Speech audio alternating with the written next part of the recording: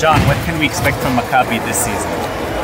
I mean, it's tough to say, honestly. We have obviously a lot of new players, a very challenging season ahead of us. You know, the things that we can promise is obviously, you know, we're going to work hard, we're going to give our best, we're going to try, you know, for ourselves, for our fans, for the club, to put the best team on the floor. Like I said, there's definitely some challenges ahead. There's going to be some growing pains for sure.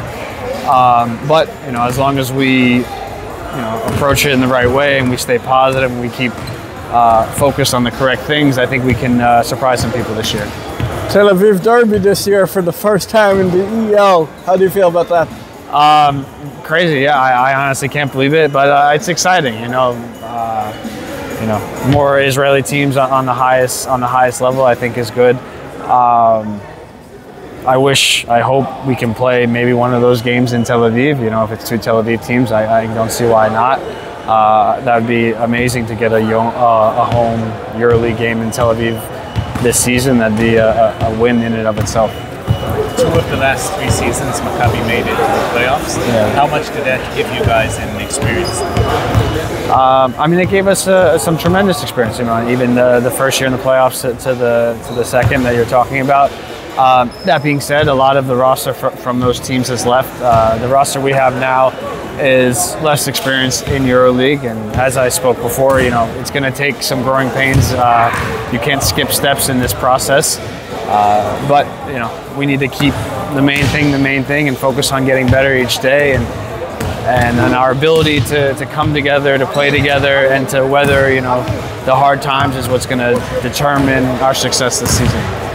Who was a basketball player you used to look up to when you were younger? So I grew up, you know, I'm a 90s baby. I grew up and like Michael Jordan was all the rage. I watched I didn't see him play live that much, and I wasn't old enough to really understand, but my dad would put on every single Michael Jordan movie. You know, Michael Jordan to the max, Michael Jordan, his airness. I watched the Allen Iverson documentary. So those 2 guys growing up are probably the ones I saw the most, and I was inspired by just how they played, their work ethic, and stuff like that. When did you decide that you're going to be a professional basketball player? I never really decided I was going to be a pro basketball player. The opportunity presented itself when I was in college, but even, you know, towards my last year and a half in college, to be honest. Before that, I didn't give pro basketball much of a thought.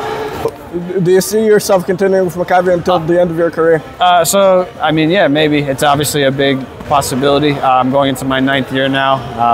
This is the last year on my contract, and I have next summer I'll be 35, so I think it'll be an interesting time to reflect, I think, the club and also me on what, you know, I want to do next and the direction they're going in. Obviously, it's some questions, but I know I've been here for a very long time, and I love it here, and I don't take that for granted. How many more years do you see yourself playing professional basketball?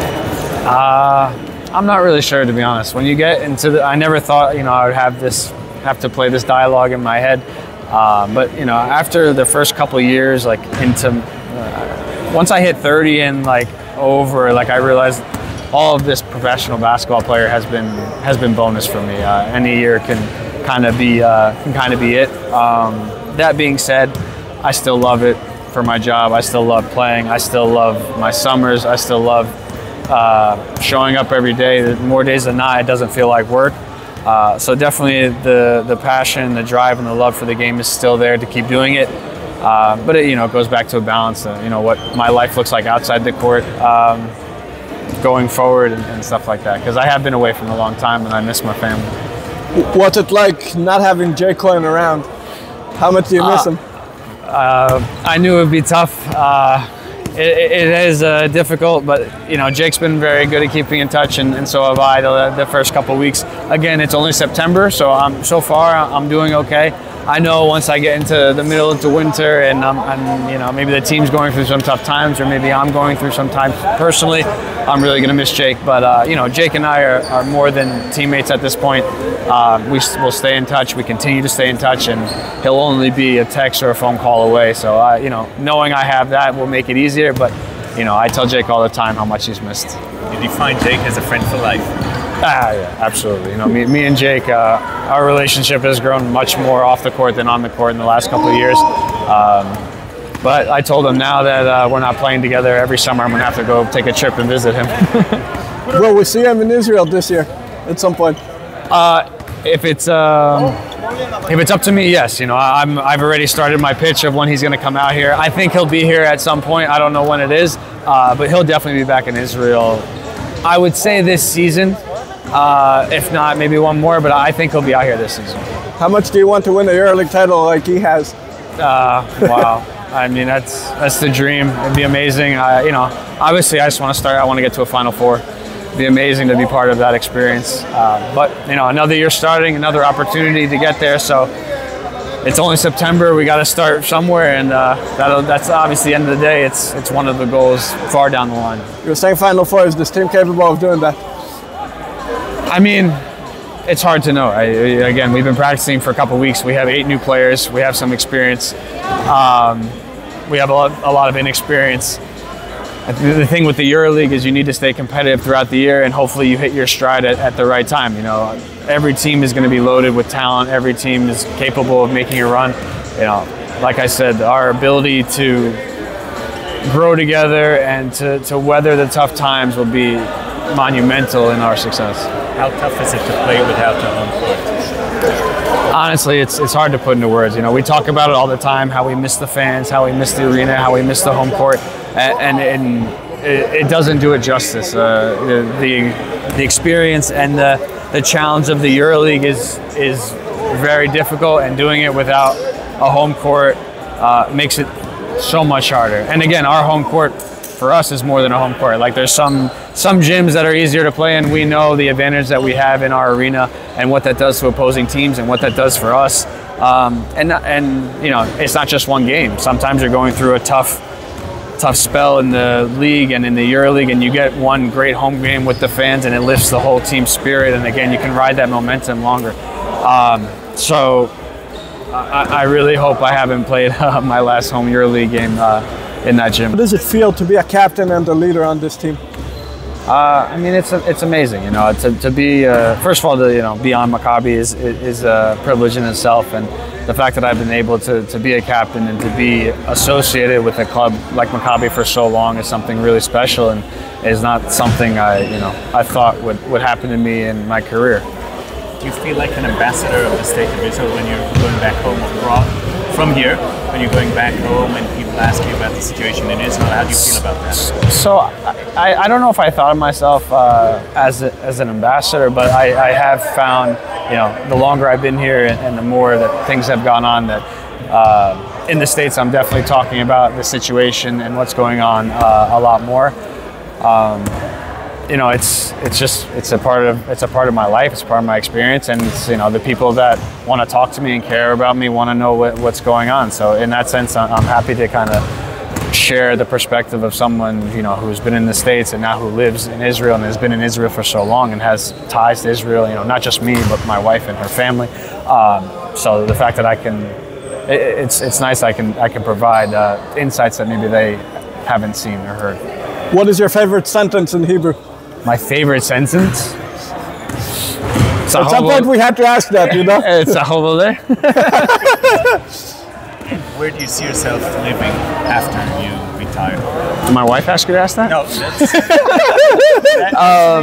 So I don't know. Honestly, again, it really depends on the direction of my career, or whether I decide to play another 1, 2, 3 years, and what I end up doing after being a player. I definitely am someone who wants to work. I think I want to stay around the game. To what capacity and what direction that takes me is kind of open. When I was 21, I decided to leave the States to pursue basketball, and that led me into Spain, into Israel. So, when I was 17, to say I'd end up living in Israel for 10 years, that's not something I thought was even on a possibility. So to say now where I'm going to be living in the next 10 years, I think I know well enough now that I'd just be shooting in the dark. Scouting, what do you think? So I think I want to be around the game. I don't know if I see myself as a coach. scouting is something I've talked to quite a few scouts to see what their job is like, what their challenges are like, how they enjoy it. I really don't know. I definitely want to stay around the game, I think, because it's my experience and that's what I love. In what capacity, I don't know. I hope I get a chance to experience a lot of different avenues of that and take it from there. And how do you feel under coach Oded Katash? How do I feel? Yeah, it's being coached by Katash all these years. It's been amazing, honestly. I think when Oded first arrived, I was very excited. I knew kind of his basketball IQ was very high, and I'd played against Oded's teams a lot, and I always would not be jealous of, but I'd always notice how his players would play with such confidence, and I think that is attributed to the coach and the freedom he gives and the support he gives. The longer I've been with him, the more I can see why. Not just that, but I think his demeanor and his personality and him, being Israeli, and I think he's a perfect coach to handle the challenges of Maccabi Tel Aviv. If I'm being honest, I've been through 3 coaches now, and they're all very different. And I think Oded is the perfect guy for this team. What is your favorite thing to do in Israel? More like about life in Israel. And what would you recommend for someone coming to Tel Aviv? My favorite thing, I'm at the beach almost every day, so I would say the beach is my favorite thing. Someone coming to Tel Aviv, I would tell them to head to the beach, but first you got to get a good meal. So the restaurants and the food in Tel Aviv, and then you can walk right to the beach is something very, very special. A city on the beach like Tel Aviv, it's not just like there's beaches that are nice and there's beaches that are so-so. Tel Aviv is a beautiful beach. Yeah, and of course, NBA, you played with Danny. What's it like seeing how much he's progressed over the years? It's awesome to see Danny grow. It's why he's one of the only ones that really makes me feel old, because I remember Danny as a kid in practice and then on the road with us and working his way into the senior team as you would, and then into the EuroLeague. But he's really starting to hit his stride now in the league. I think he's one of the best two-way players, and he has a really, really bright future. And on top of that, I think he's a great, you want to talk ambassadors of Israel. I think Danny is kind of the perfect one in terms of his charisma and his talent. I think he has the best of both to really represent Israel on the world stage, and I think we're lucky to have him. I want to go back to the game against Fenerbahce 5 years ago. We all remember when he dunked. And the tournament. What was the team's reaction back then? Everyone went nuts. Danny is like I'm saying, Danny's coming out party in a way. What can you say? It's an awesome poster. I'm sure Danny's going to have that one for a while. Tell us about your bond with the state of Israel, with Jewish people also. How did that evolve in these years? It cannot evolve, in 10 years. When I got to be honest, when I first came to Israel, I was very skeptical. I was nervous to even live here. I didn't plan on staying as long as I did, but the longer I was here, the more comfortable I got, the more attached I got, the more I just enjoyed. And this is all separate from basketball. It's the life that's off the court here that I've built. That's what's kept me in Israel so long. The national team. Did you follow the national team? Yes, Eurobasket? of course. I know there's some questions if I like to. I love the national team. I always support the national team. I always was happy when they called me. Again, Eurobasket experience is amazing. I would have loved to play in Eurobasket. But of course, even if I'm not playing, I'm supporting them. We watched all their games. We cheered for them. They had some amazing, they had some big wins, and I think they represented very well. They have a very good team, and I think, the team is headed in an even better direction, and they're going to be a very strong team. What's next? World Cup qualify? Yeah. I think they're going to be a team to watch out for in the future. Yeah, and there's going to be probably 4 NBA players. That's what I'm saying. They got a lot. I'm saying the talent that's driving the team right now is young, and then they're all going to hit their prime, and it's going to be a squad. And it's the lineups they can play, the size that they have, and the athleticism they can play with a lot of teams. You played with Omer Meyer. Yes. Do you think he's going to be a caliber NBA player one day? I I think his ceiling is extremely high. Omer's, you know, good body, amazing talent, and he's got, you know, an incredible work ethic. So Omer can definitely make it. I think he's really enjoying himself in college right now, which is good because he should be. College is the best, and it'll be fun to watch him play on that level. And you know, I'm wishing him all the best. Omer's a great kid.